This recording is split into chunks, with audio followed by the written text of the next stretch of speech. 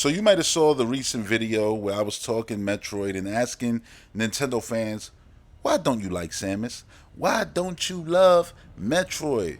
Where is the love for the little green jelly face huggers, man?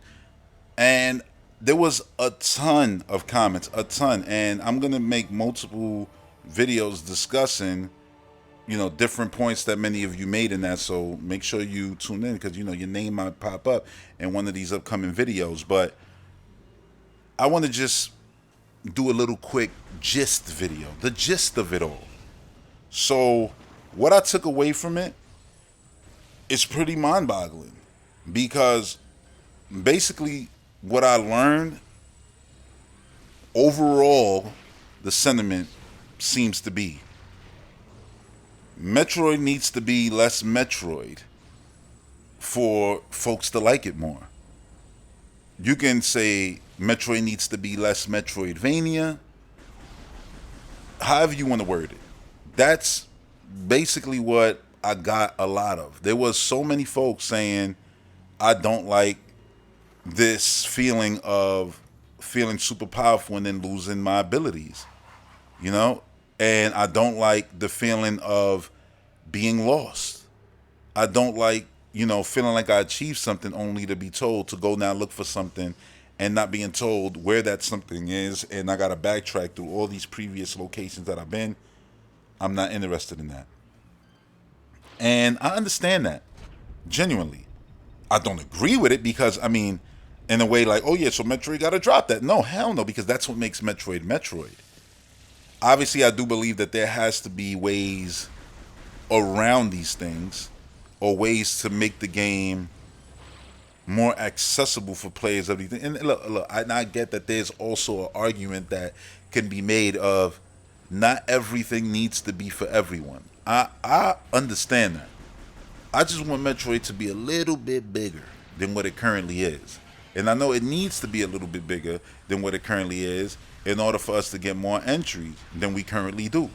But there's a cost to all of it. It can cost you to say, we want to really tailor this next experience to bring in new players. You think that me dropping this video and getting all of your guys' responses, is exclusive to that video? No, I'm sure Retro knows everything that we all feel. All of us, the non-Metroid fans, the Metroid fans, and they've been struggling with that also. How do you balance it? How do you juggle the old audience with a potential new audience? Is it even worth it? There's a lot that needs to be considered, right? There's a lot. Because whatever decision you make, like I said, can be very, very costly. But let's rewind a bit to the folks who aren't into Metroidvania, that exploration aspect of it all. The person who doesn't want to lose everything, after feeling like, oh, I just started this game, I'm this awesome, badass bounty hunter in this crazy powerful suit. Wait, what just happened? I gotta go now find the missiles. I gotta go find my double jump where I can't turn into a morph ball. I can't crawl. Like, these are all things that us Metroid fans, we salivate at. It's like, oh yeah, now I gotta go find my, this, that, that. Oh, let me go get some energy tanks. Let me go get some missile expansions, whatever the case may be, right? For us, the Metroid fans, that moment-to-moment gameplay is great. Everything in between, you not having the ability and you gaining the ability, you enjoy. For folks who are like, yeah, I don't want to be lost and all that, I can see how that can be a negative. It's like, man, I'm moving so slow underwater. We know eventually there's going to be an upgrade. Even if they know, like, eventually there's going to be an upgrade for me to move quicker. It's like, I'm just miserable during this whole time. I'm lost, I'm slow, the water is scary and all that. Like, that can all affect the experience because the moment-to-moment game, basically the in-between gameplay, the you not having the ability and you getting the ability may not be as fun for these folks. And I understand, because if you mostly sitting there playing, the shooter genre, nowadays that just consists of you're never going to see the same location again. You're going forward and you are the super soldier from the start, and you might gain a new ability, but a lot of the time in these games you don't. You just go through it, shooty shooty bang bang, the whole thing from beginning to end, and that's it. Oh yeah, that was my experience. Good. I didn't really have to think outside of, you know, horizontal targets and vertical targets. That's it. That's the most thinking I'm doing, and maybe juggling my health. Other than that, I'm not getting lost. I know exactly where I'm going. It's point A to point B. It is what it is. And if that's what you always play, I can understand. And I guess I'll bring this up because this needs to be said in a sense too. Many folks picked up Metroid Prime 1, the best selling Metroid Prime game, ever. And at one point, it was the best selling entry in the Metroid series. They bought it off the hype of Halo. They thought, oh, this is going to be Nintendo GameCube's Halo. So they went thinking, oh, yeah, I'm going to get this thing. It's probably going to have multiplayer. No multiplayer. Oh, but at least a single player. I know I'm going to get this epic, adventure. And it was epic. Dare I say, way more epic than Halo 1. But it's not what people thought they were going to get. They thought they were going to get GoldenEye Perfect Dark, Halo, shooty shooty bang bang game. That's what you saw on consoles, first person games. Doom 64, Halo, Perfect Dark, GoldenEye. Like, yeah, Perfect Dark and GoldenEye had the cool thing of, if you change the difficulty from agent to double O agent and whatever, the mission structure changed. They would get bigger. There'd be more enemies. That was cool. It was innovative at the time, and kind of still is, because not many games do that to this day. But for the most part, it was still point A to point B. You're gonna go. You're gonna see the enemies again. Horizontal, bang bang. Vertical, guys up there, bang bang. That's it. That's your challenge. People picked up Metroid Prime thinking, yeah, I'm gonna get that, and yeah, the beginning started. You powerful. Oh, simple. I'm going here. I'm going there. Understand it. It's explaining things to you. But once you see Ridley and lose abilities, and now you landed on Talon, and all those movement abilities you had, now you're getting messages on your visor saying can't turn into mothball, don't have that power up, don't have that ability, and you're like, man, this is crazy. And it's like, yeah, welcome. The game has just began. That intro was letting you get a taste of what you will be, and that's not even peak. That's just a few hours in, you're going to become what you was in the intro. But after, oh, it's going to get so good. You're going to be running through these halls straight slaughtering everything. Any door that was inaccessible to you now is accessible to you because you got missiles, because you got this specific beam or that specific beam, and it becomes better. That's the game. That's the heart of it.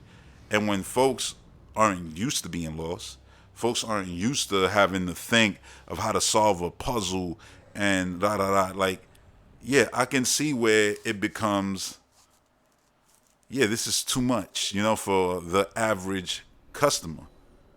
And for many, that's what it was. I had a lot of folks, say, oh yeah, I don't like first person games. So I like the 2D games, but I don't like the first person games. So you had that Metroid fan. It was like, yeah, I'm a Metroid fan, but I don't play Prime. I play 2D games. And I'm sure you got people who are interested in only Prime and don't play the 2D games. We're all Metroid fans though, which is good. But really focusing on the guys who, and girls, who don't play Metroid and hearing their feedback, it's mostly that. It's like, you take a lot of them was like, yeah, I don't care for the perspective. I don't play the 2D ones, but I also, like, I'm interested in primes, but I never played those because of the perspective. I don't do first person shooters. I get motion sickness, or some people just don't play first person shooters. But it's like, I don't play first person shooters. Metroid games are difficult because of all the backtracking and everything. So you add those two things already together, you can understand how a person be like, yeah, I'm just not a fan of the series, and it's like, it's not really much you can do there because Retro is making a Metroid game. Retro is making a Prime game, so that means first person. I remember when Prime was first announced, people were hoping like, oh, I hope it's third person. I'm like, then it's not a Prime game. It's just a Metroid game. You know what I mean? Like, you don't even need to put the Prime moniker on it. I don't even think it needs it now. I mean, is Metroid Prime there? Is Phazon going to play a part in it? I don't know. We'll see. We'll find out. But Yeah, there was a comment actually that I wanted to bring up, right? Like I said, I'm gonna make more videos going through comments and bringing up comments and things like that. Uh, but this one was funny to me. This comes from Tech Doug. He says, honestly, I get more pissed off from Metroidvania fans not liking Metroid than Nintendo fans. I specifically have had so many of my friends like Hollow Knight and Castlevania and then refuse to play it or even say Metroid looks bad. It's so infuriating.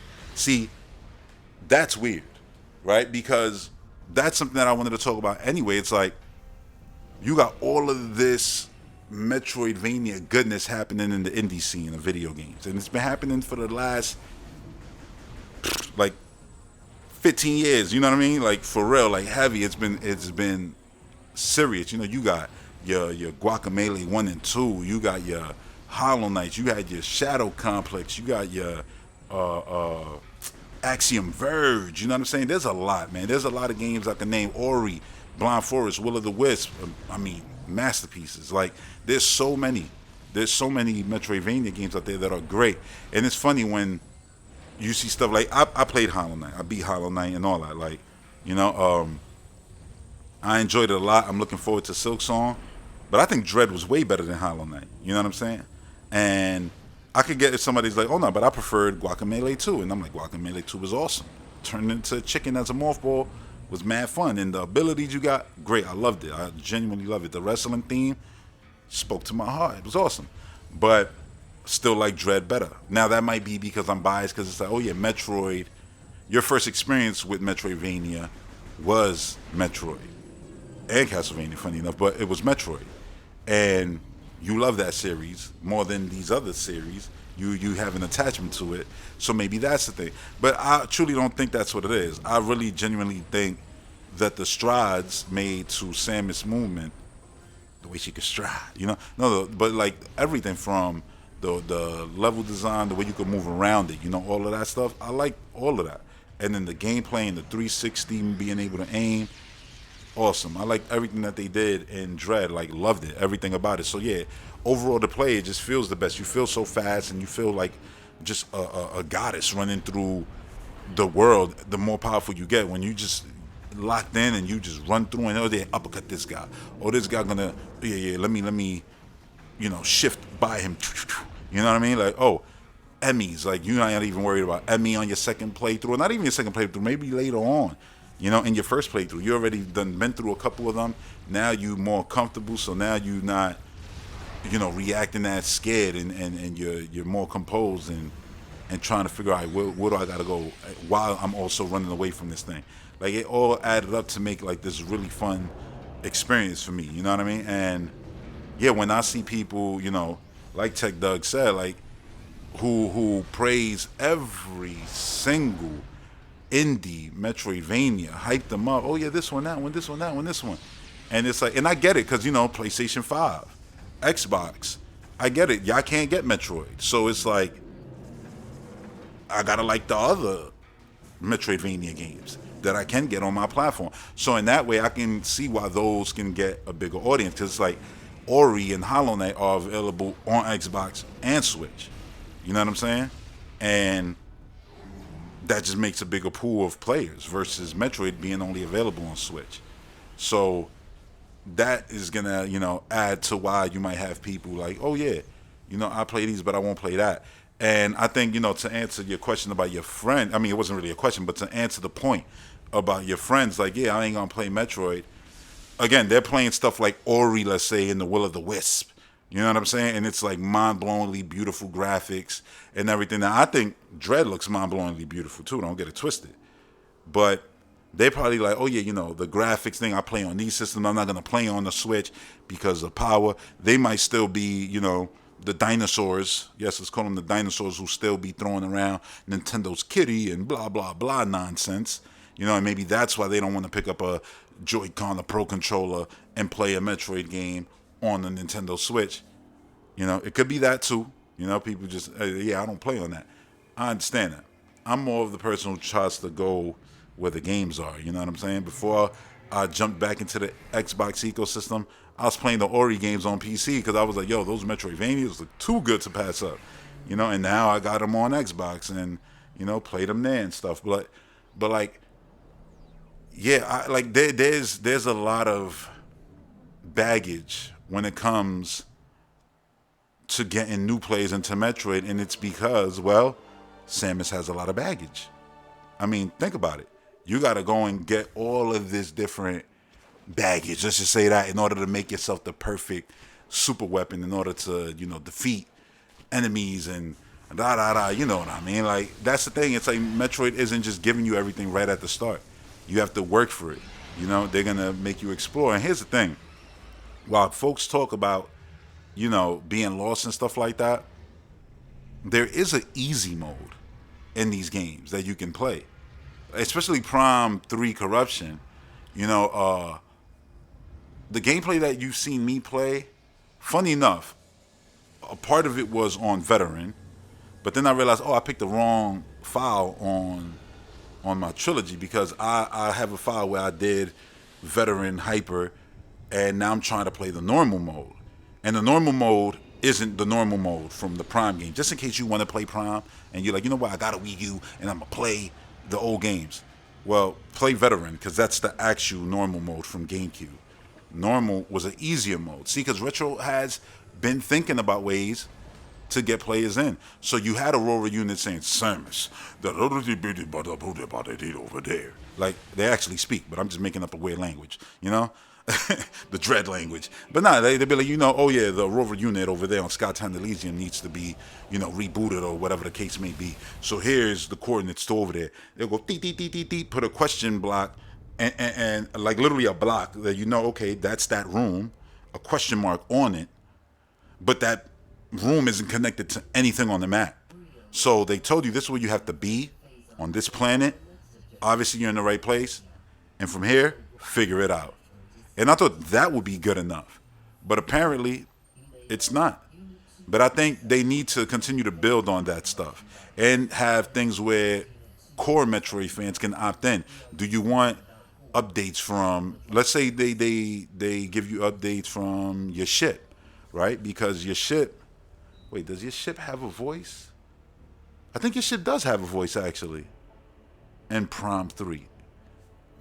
If I'm not mistaken, it does. But if they had it like where your ship was doing something like maybe on the ground, you have to, your map connects to your ship in the air. So now it has the map. So now it can, like, let's say, like, it's flying above you and it's doing things, your ship, the whole time. So it's like as you're going around, it's documenting things into your ship, so then your ship can say, oh yeah, look, there's a discrepancy over here, just replacing the Aurora unit and saying, oh yeah, go over there and do this thing, and obviously keeping the in between blank the same way Prime does, but just having it so you can turn that off in your ship or turn that on, like get help from your ship, like from the ship's AI or not, and actually, be meaningful to the player. So it's like if you want the core Metroid experience, you could do that. A lot of games now do things like, normal. It'll be like hard, normal, and then easy, and then story. And the story mode is like, yeah, this is gonna be for you. Just enjoy the thing. It's not gonna be super challenging. Just play, go, enjoy. There's things like that. I'm not saying Metroid needs to do all that, because story isn't the main thing about Metroid. It's a big part of it, but it isn't the main thing. But I think accessibility features right at the start of the game, saying like, how do you want to play? Oh, you played a Metroid game before, you don't like being lost, or you like a little bit of help. I think those kind of features right at the start is what Metroid needs in order to just invite more players. And players need to be honest with themselves too. There's players who just want to start a game and put it on hard and then complain about the game. Who told you to pick hard? Normal is right there for you. You know what I mean? There's players out there who feel too good to play oh no, if I got to play the game on easy, I'm not going to play it at all. But, so you rather not play the game? Like, I saw that a lot with Doom. Doom 2016 and Eternal. People, oh my God, the game is so hard. They give you crazy amount of options to make the game easier. You know what I mean? If the hurt me plenties are too, difficult for you, there's easy. Oh no, but I don't want to play it on easy. You lose nothing. You get achievements still. You get 100% on your. There's not like you're gonna get an asterisk. Played it on easy, so you don't get nothing. There's certain games like Flintlock that just dropped in Game Pass. The story option in there, I picked normal, but the story option in there, when you go on there, it says, oh yeah, this is a simpler thing where you just get, the story beats, but you don't get any achievements. I thought that was lame because it's like you're punishing players who maybe have, you don't know what's the reason why they're playing it on story mode, on that difficulty. Maybe, it's for accessibility reasons. It's all accessibility reasons. If you're picking easy, it's because the game isn't accessible to you at the regular difficulty. So punishing players and be like, yeah, you don't get achievements, is stupid to me. Like, legitimately dumb. Like, that's a dumb game design decision. That's not something that I would hide. I would literally tell the developer, update your game, because that's shit. And it's no different from other developers out there being like, yeah, we're not going to put a pause button in our game. We're not going to put difficulty settings in our game. Get good. It's like, I would rather gamers just give them the finger and not play their game. Don't reward, like, this closed-minded uninclusiveness in gaming. Like, because that's just a stupid choice you're making. You see, what I'm saying here to do with Metroid is add options to basically lighten the load for the people who don't like all of the Metroidvania of it all, but want to play Metroid, want to enjoy Samus Aran's games, right? You bring them in that way. I'm not saying, oh yeah, completely just cut out the Metroidvania stuff and just make a shooty bang bang game with Samus Aran. Like, who wants that? Like, nobody wants that. Like, you can do a side spin-off game with a different hunter. You could do that, sure. Like, end this game with Silex actually turning out, you know what? I'm wrong for being the bad guy. We should fight together. And then it's like, oh yeah, Silex now is a character that gets his own spin-off games. That could work. That could be cool. He's been playable before. Why not? So there's a lot. Hell, we don't even know if Silex is a he. We don't know if Silex is a humanoid looking, creature under that suit. It could be an alien or all kind. I actually would prefer if it was like some random alien. Or what if it was actually a Chozo in that suit? Who knows? It could be anything. Like, it could be anything. I don't want it to be a Chozo, but it could be any. I'm not against it. I'm just saying, like, it could be anything. It's a giant universe, and you can do spin-offs with that. But yeah, I'm gonna talk more, about different comments from these videos that I've been dropping. But for now, I'm gonna stop it there. I'm gonna just say this: like, obviously, accessibility is one of Metroid's biggest hurdles, and we even saw that with Dread. Where that game won it literally won an award for being the least accessible game of the year, and for like that reason is why I loved it. I love that it used all the buttons on the controller and it did it like in a super hardcore way, like almost no Nintendo game would do. Like, they use the analog button clicks, they use every shoulder button, face button, multiple buttons you got to hold down and multiple times. They barely even teach you how to do a shine spark and all that. Like, it's it's hardcore to the core, like Metroid Dread, and yeah, they got to ease up on that a bit in order for the series to grow and have more appeal. You make a Metroid movie, you know what I'm saying? You want something where it's all right, yeah, that's the Metroid game for people who play the movie. Like, yeah, play that one and put it on that mode. You're going to love it, something like that. Because it can ease them in, into eventually now, oh, yeah, I understand Metroid. Yeah, I played it on normal. I played it on the harder difficulties and da. Like, and it can make them a fan. Sometimes you need that in order to make a fan. Like, so I think a lot of the times the idea of the difficulty in Metroid scares people the most. It's like, oh my God, I don't know where to go, I'm lost. And being lost in games, a lot of people do not like that. Nintendo fans, you gotta understand, we grew up on star finding. We grew up on Triforce hunting. We grew up on energy tank hunting. Like, that's what we did with our Nintendo IPs. It's like, yeah, you start at a certain level, especially with Zelda and Metroid, and then you grow as you go. You get more energy slots, you get more hearts in Zelda. Mario, you gotta go look around for stars and da and platform. While you're not getting lost, it's still a point A to point B, and there's a challenge in between that. And I think we're used to that. We're used to that challenge to satisfaction, and that satisfaction that you get usually makes the next challenge a little bit easier, but then they add challenges to challenge that previous satisfaction that you got, which is basically a power-up in this case. And I can understand how that's not super appealing to the masses. But I still think Metroid should. I mean, even if Metroid didn't change, if they didn't add accessibility to this, that, nothing.